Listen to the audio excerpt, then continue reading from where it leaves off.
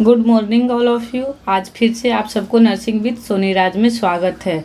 तो हम पढ़ रहे थे सेल मेम्ब्रेन के बारे में। ये सेल मेम्ब्रेन के बारे में हम इन्फ्लामेशन पढ़ लिए थे। अब हम ये देखेंगे कि सेल मेम्ब्रेन जो होती है उस पे क्या होते हैं, कुछ रिसेप्टर्स पाए जाते हैं। तो हम पढ़ेंगे सेल मेम्ब्रेन रिसेप्टर्स के बारे में। क्या पढ़ेंगे? सेल मेम्ब्रेन रिसेप्टर्स के बारे में। आपने पढ़ा होगा कि कोई भी हार्मोन से या कोई भी सब्सटेंसेस से, जैसे हम बात करते हैं कि हाइपोथैलेमस मतलब मास्टर ग्लैंड जिसको हम बोलते हैं, वो आपका क्या करता है, पिट्यूटरी ग्लैंड को स्टिमुलेशन भेजता है। दो प्रकार का हार्मोन्स, जैसे कि एक तो स्टिमुलेशन के लिए और दूसरा इनहिबिटर्स के लिए। अब पिट्यूटरी जो है वो भी हार्मोन सिक्रेट करता है, जैसे कि पिट्यूटरी ने सिक्रेट किया गोनाडोट्रोपिन रिलीज हार्मोन, जिसको हम GnRH के नाम से भी जानते हैं। अब ये जो GnRH ये कहाँ से आया? ये आपका हाइपोथैलेमस से आया। और ये GnRH आकर क्या करेगा? पिट्यूटरी ग्लैंड को गोनाडोट्रोपिन हार्मोन्स रिलीज करवाएगा। और गोनाडोट्रोपिन रिलीज हार्मोन्स दो प्रकार के होते हैं। एक तो होता है आपका FSH और दूसरा होता है LH। कितने प्रकार का होता है? दो, FSH और LH। दूसरा होता है LH। ये FSH और LH रिलीज होंगे और रिलीज होके कहाँ जाएंगे? अपने गोनाड्स के पास जाएंगे। एक तो गोनाड्स होता है टेस्टिस और दूसरा होता है ओवरी। दो गोनाड्स होते हैं, वो कौन कौन से होते हैं? एक होता है ओवरी और दूसरा होता है टेस्टिस।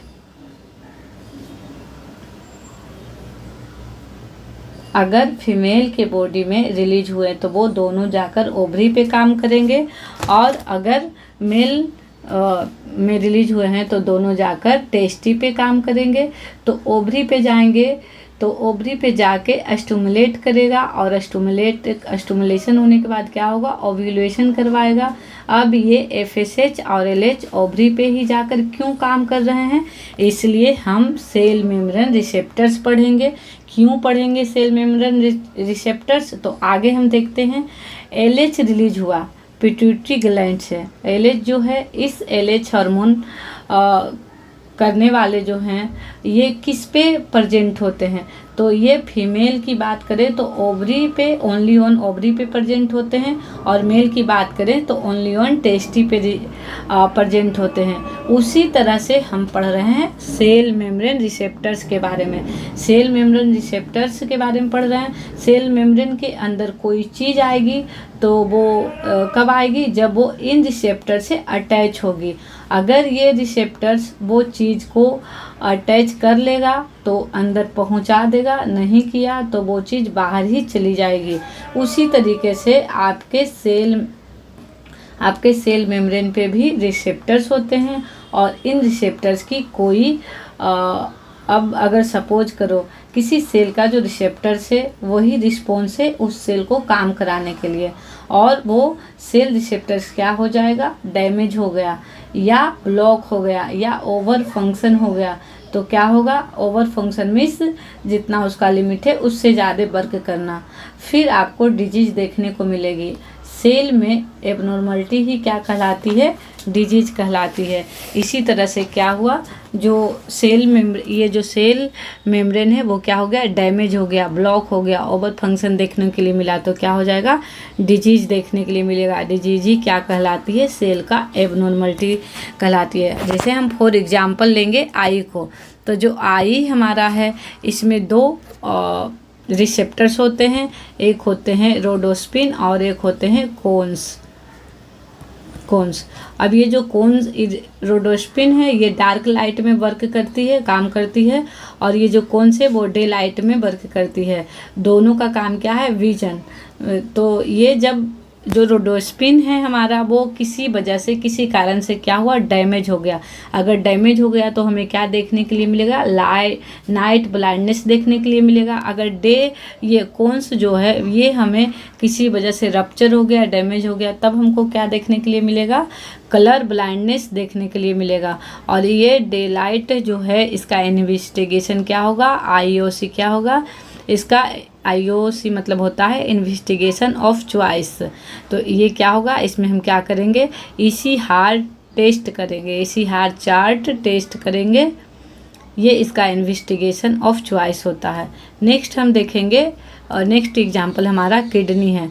किडनी में एक रिसेप्टर्स हार्मोन्स होते हैं जो B2 रिसेप्टर्स होते हैं। इसको और हम किस नाम से जानते हैं, वेजोप्रेसिन के नाम से जानते हैं। और ये जो B2 रिसेप्टर्स होता है ये कौन सा हार्मोन होता है, ADH मीन्स पिछले क्लास में हम पढ़े थे ADH क्या होता है। ADH मीन्स होता है एंटी डायरेटिक हार्मोन।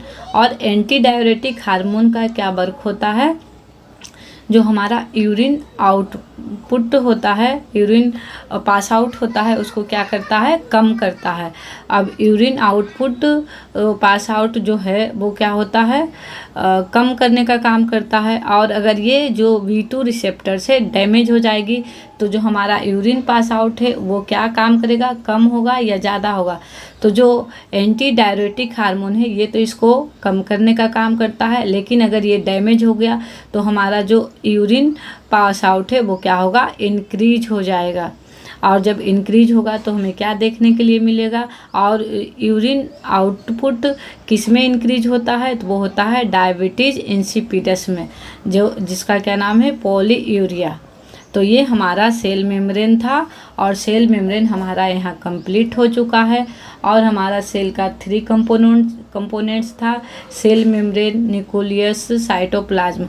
तो हम सेल मेम्ब्रेन कंप्लीट हो गया। अब हम पढ़ेंगे साइटोप्लाज्म।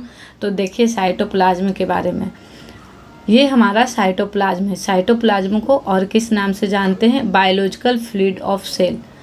अब जो हमारा साइटोप्लाज्म है ये 2 वर्ड से मिलकर बना हुआ है, cyto plus plasm. Cyto means होता है सेल और प्लाज्मिस होता है फ्लूइड। अब इससे क्वेश्चन आता है कि साइटोप्लाज्म मीन्स होता है फ्लूइड ऑफ बॉडी मीन्स। अब साइटोप्लाज्म से 2 क्वेश्चन आते हैं कि सेल में फ्लूइड पाए जाने वालों को साइटोसोल कहते हैं, और सेल में सेल प्लस फ्लूइड मिलता है तो उसको हम बोलते हैं साइटोप्लाज्म। तो देखिए यहाँ दिया हुआ साइटोसोल। साइटोसोल मीन्स होता है only fluid in cell, only fluid पाया जाता है सेल में, उसको हम साइटोसोल कहते हैं। और cytoplasm means fluid plus cell organelle. अब सेल ऑर्गेनल और फ्लूइड दोनों मिला सेल में तो साइटोप्लाज्म बन गया। अब नेक्स्ट हम देखते हैं, इसका डायग्राम के थ्रू हम समझेंगे। ये हमारा साइटोप्लाज्म है, ये फ्लूइड और ये सेल है, तो इसको हम बोलेंगे साइटोप्लाज्म। और नेक्स्ट है साइटोसोल, इसमें सिर्फ फ्लूइड है, ओनली 1 फ्लूइड प्रेजेंट है, तो इसको हम साइटोसोल बोलेंगे।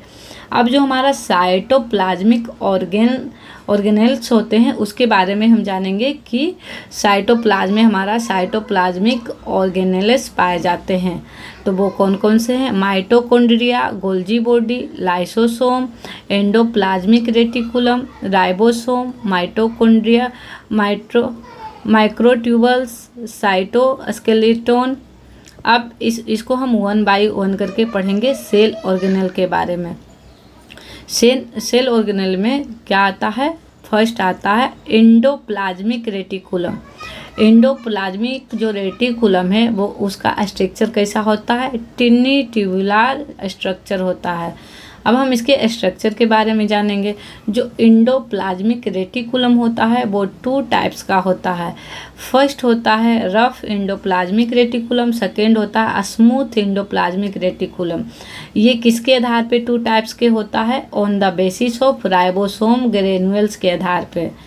किसके आधार पर होता है, राइबोसोम ग्रेन्यूल्स के आधार पर एंडोप्लाज्मिक रेटिकुलम है जो 2 टाइप्स का होता है, रफ एंडोप्लाज्मिक रेटिकुलम और स्मूथ एंडोप्लाज्मिक रेटिकुलम। अब हम देखेंगे रफ एंडोप्लाज्मिक रेटिकुलम।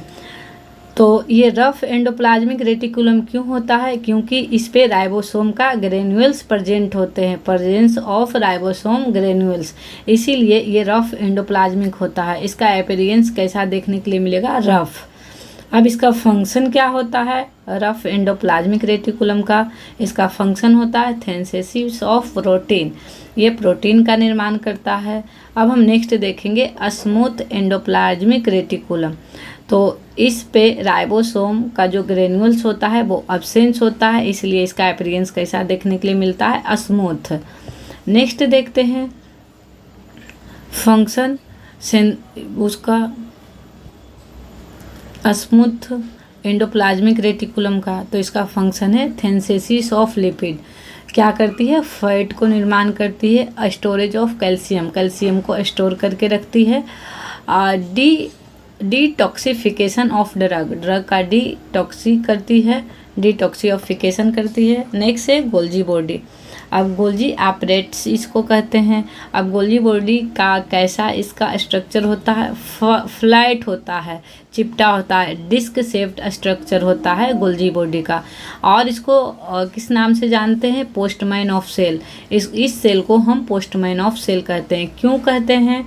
तो ये क्या करता है? ट्रांसपोर्ट का काम करता है, पैकेजिंग का काम करता है, डिलीवरी का वर्क करता है। The protein inside outside the cell, cell के इनसाइड और आउटसाइड क्या करता है? प्रोटीन ट्रांसपोर्ट करता है, पैकेजिंग करता है, डिलीवरिंग करता है, और क्या करता है? सिंथेसिस ऑफ लाइसोसोम, और लाइसोसोम का निर्माण करता है। तो आज हम इतना ही पढ़ेंगे, नेक्स्ट क्लास में इसके आगे डिस्कस करेंगे। पूरा इसका जो ऑर्गेनल्स है उसको हम पढ़ेंगे। आज के लिए इतना ही, मिलते हैं नेक्स्ट क्लास के साथ। Thank you all of you.